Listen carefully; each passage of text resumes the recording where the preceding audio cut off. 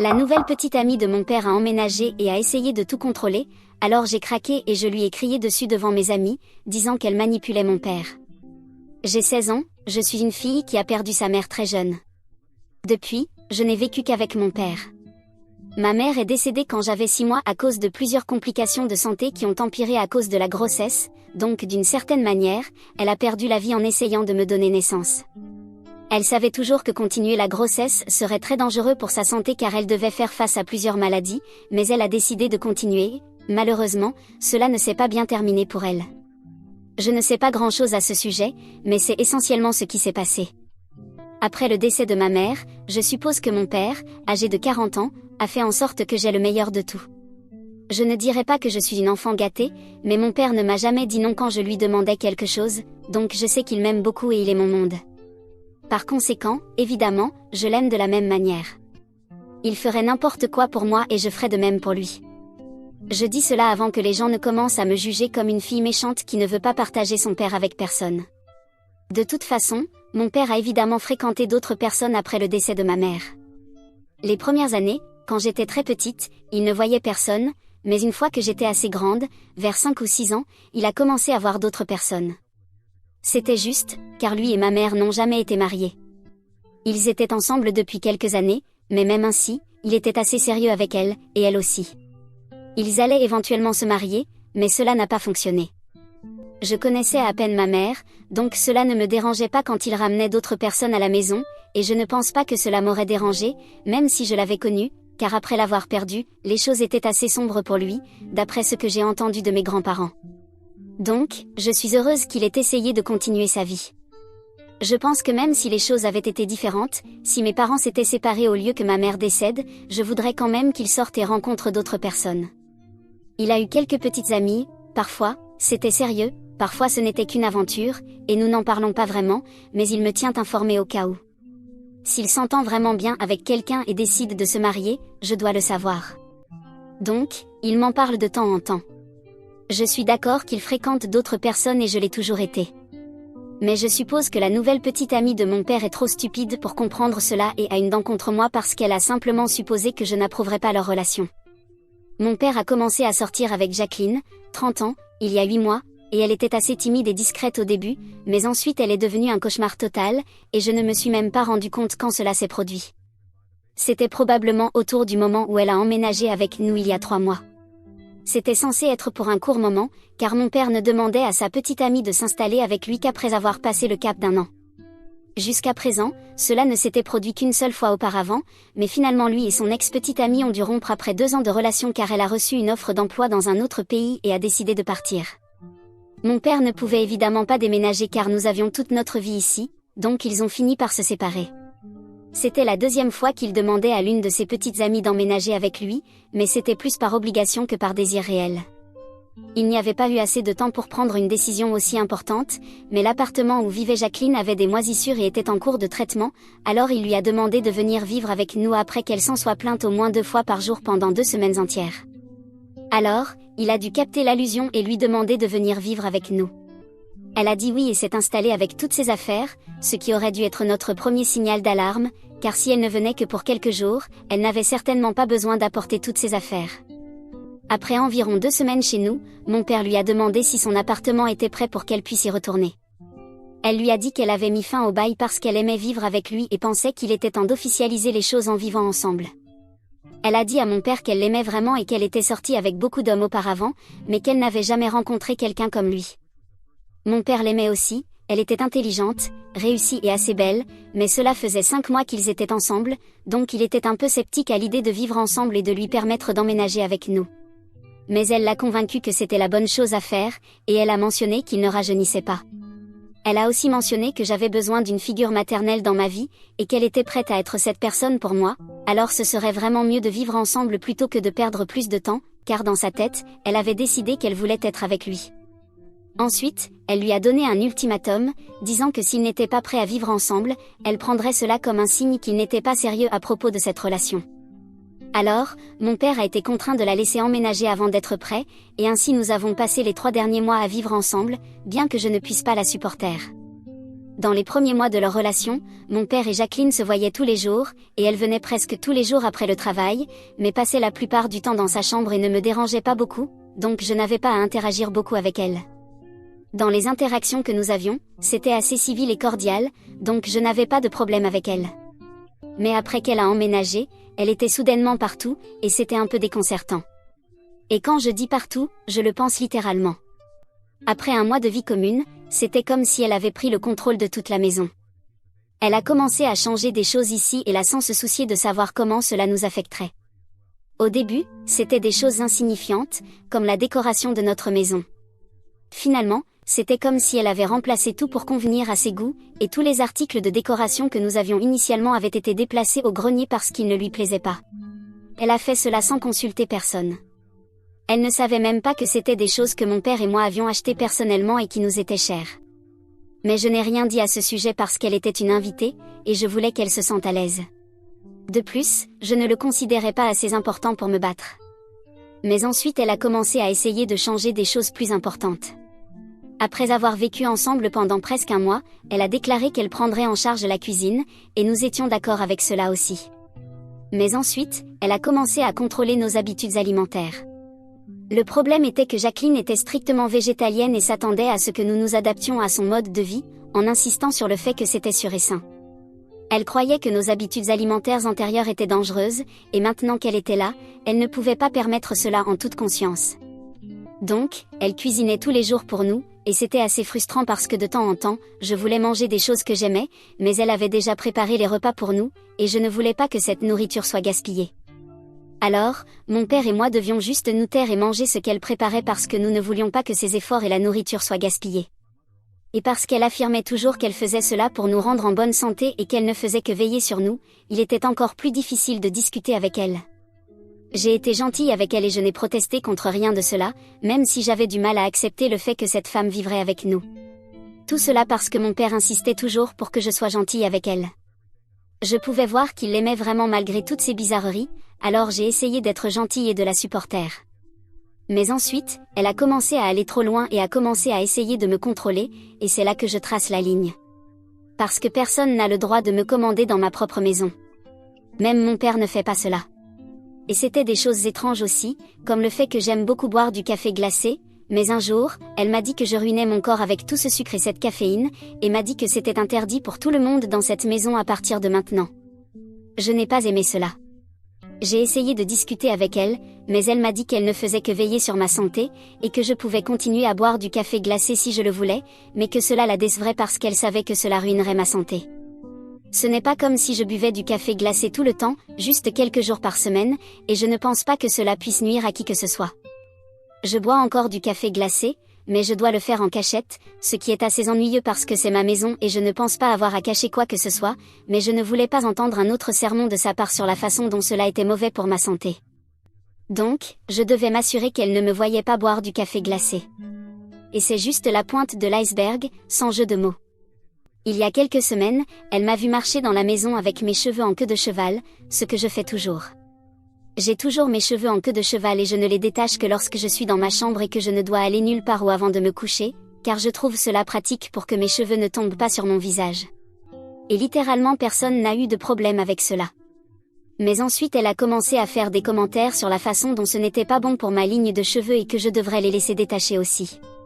Je l'aurais apprécié si elle ne m'avait pas déjà énervée, mais cela m'a juste irritée et nous avons fini par avoir une sorte de dispute parce que je lui ai dit que je trouvais cela pratique et qu'elle n'avait pas besoin d'essayer de contrôler chaque aspect de ma vie parce que cela devenait vraiment ennuyeux.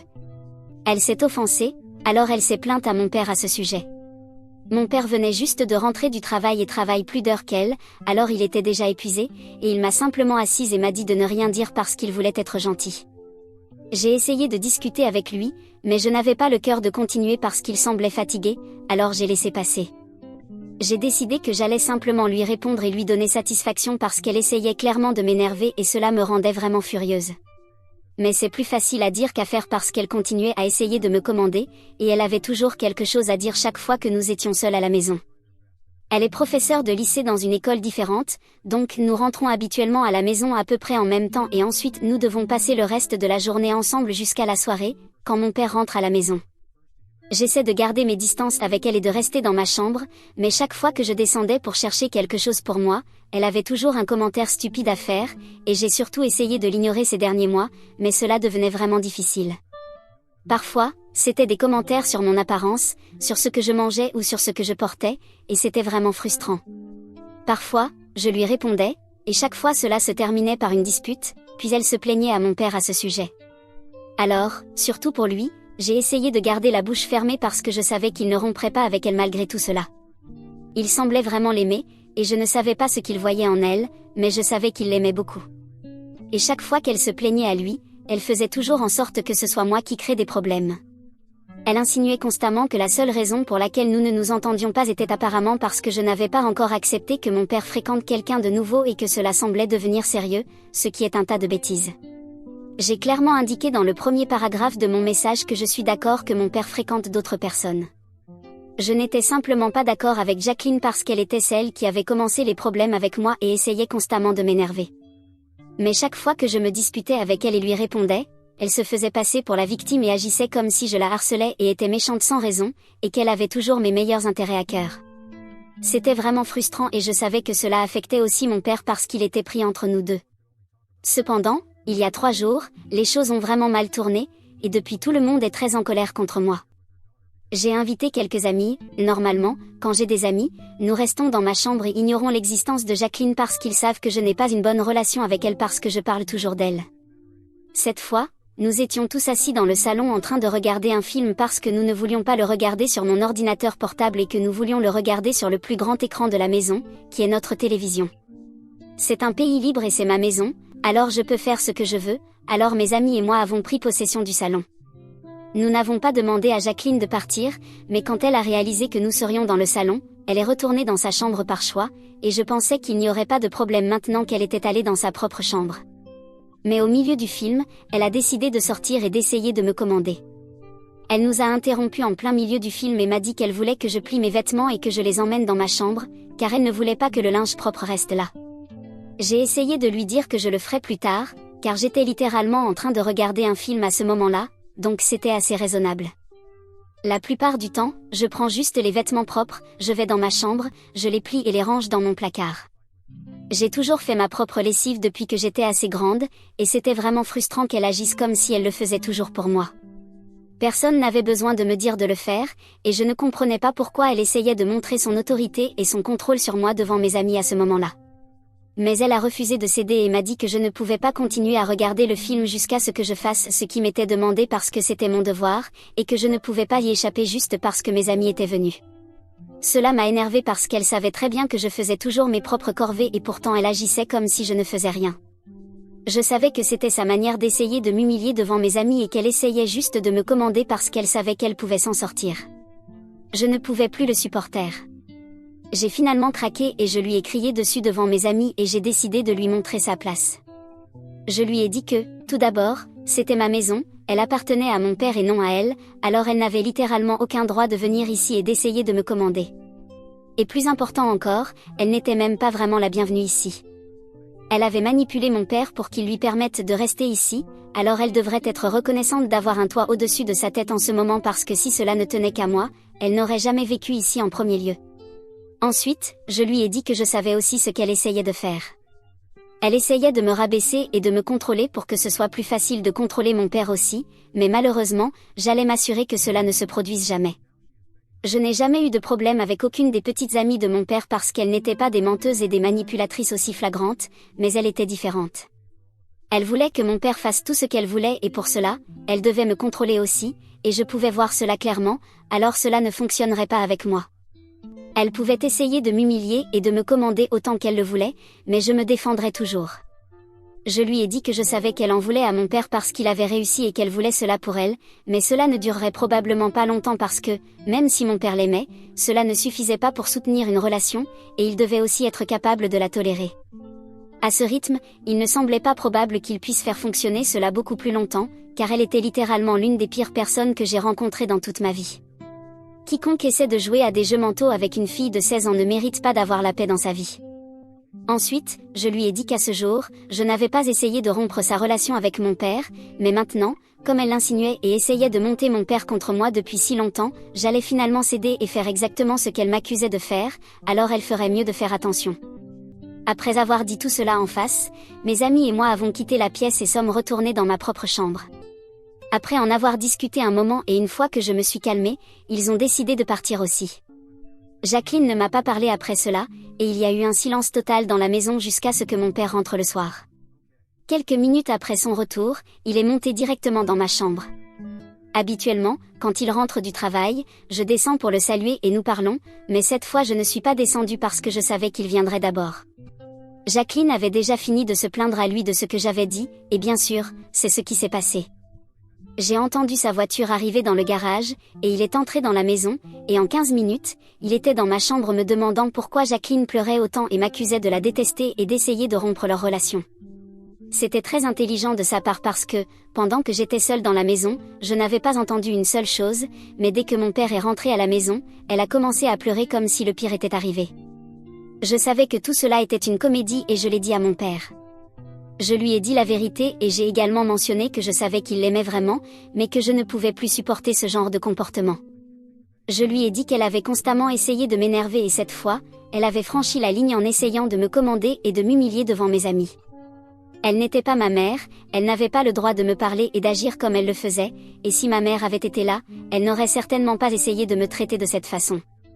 Elle essayait juste de montrer à tout le monde combien d'autorité elle avait dans cette maison et essayait d'établir sa place en tant que membre de la famille, ce qu'elle n'avait pas gagné. Elle essayait de s'imposer dans notre famille et c'était clair. Alors je lui ai dit que je ne pouvais plus rester silencieuse, et que je savais qu'il insistait toujours pour que je sois gentille avec elle, mais elle avait poussé les choses trop loin et je ne pouvais plus tolérer cela. C'est pourquoi je me suis finalement défendue, et s'il était venu dans ma chambre pour me demander de m'excuser, il pouvait oublier cela parce que je n'allais rien dire à cette femme. Et s'il voulait continuer à sortir avec elle, ça me convenait, mais je ne l'acceptais pas et j'allais juste faire semblant qu'elle n'existait plus. Mon père n'a rien dit, il a juste quitté la chambre, et cela fait 3 jours maintenant, et je ne sais pas ce qui se passe. Jacqueline a quitté la maison le lendemain sans explication, et quand j'ai essayé de demander à mon père ce qui s'était passé, il m'a dit qu'il avait juste besoin d'un peu d'espace et qu'il me parlerait plus tard. Mon père et moi avons eu des désaccords auparavant, mais cette fois, il semblait vraiment bouleversé et en colère, et j'avais l'impression qu'il était en colère contre moi pour ce qui s'était passé. Je ne sais pas s'ils ont rompu ou non, mais elle est partie. Elle n'a pas emballé ses affaires et est partie, donc je ne sais pas si elle reviendra. Je n'ai aucune idée de ce qui va se passer maintenant. De toute façon, j'ai parlé de cela à mes grands-parents aussi, et ils pensent qu'il est important que je me défende, et ils l'ont toujours pensé depuis que j'ai commencé à avoir des problèmes avec Jacqueline. Mais ils ont dit que ce que je lui ai dit n'était pas correct et que c'était très irrespectueux. Je me sens mal pour tout ce qui s'est passé parce que maintenant il semble que tout le monde a besoin d'un peu d'espace loin de moi, et surtout je déteste le fait que mon père agisse de cette façon parce que ces 3 derniers jours, depuis que Jacqueline est partie, nous n'avons parlé que le strict minimum, et c'était bizarre. Je ne sais pas si j'ai été impolie avec la petite amie de mon père parce qu'elle essayait de me commander et de m'humilier devant mes amis. Mise à jour 1, bonjour, cela fait maintenant 5 jours que Jacqueline est partie, et aujourd'hui, après avoir lu la plupart des commentaires ici, j'ai finalement décidé de parler à mon père. Je sais que la plupart d'entre vous pensent qu'il est un mauvais père et qu'il a foiré et des trucs comme ça, mais croyez-moi, ce n'est pas le cas. C'est juste une petite partie, cela ne le définit pas, et il a toujours été le meilleur père pour moi, donc je dirais que cela va ruiner notre relation. Quoi qu'il en soit, j'ai finalement parlé avec lui et je lui ai dit que je voulais arranger les choses et clarifier les choses entre nous deux parce qu'il était mon meilleur ami et je n'aimais pas ce qui se passait, et nous avons finalement pu parler aujourd'hui. Il m'a dit que la raison pour laquelle il avait besoin d'espace était qu'il avait finalement rompu avec Jacqueline cette nuit-là. Il avait décidé qu'il allait rompre avec elle parce qu'elle était misérable et qu'il ne pouvait pas se le permettre, et la véritable raison pour laquelle il avait demandé de l'espace était qu'il ne pouvait même pas affronter ce qu'il avait fait. Il croyait qu'il avait été égoïste et pensait que peut-être j'allais avoir une opinion différente de lui maintenant.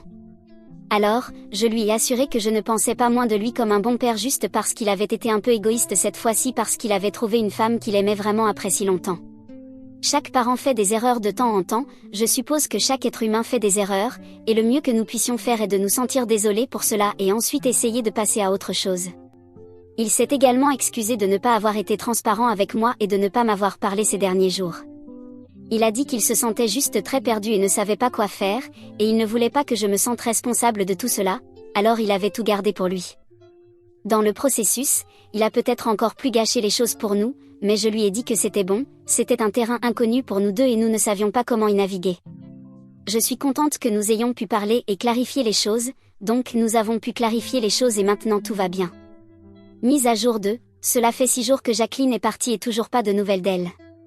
Mon père m'a dit qu'il n'avait pas essayé de la contacter non plus, car il savait que ce serait assez gênant, surtout après lui avoir dit de partir après la grande dispute que nous avions eue.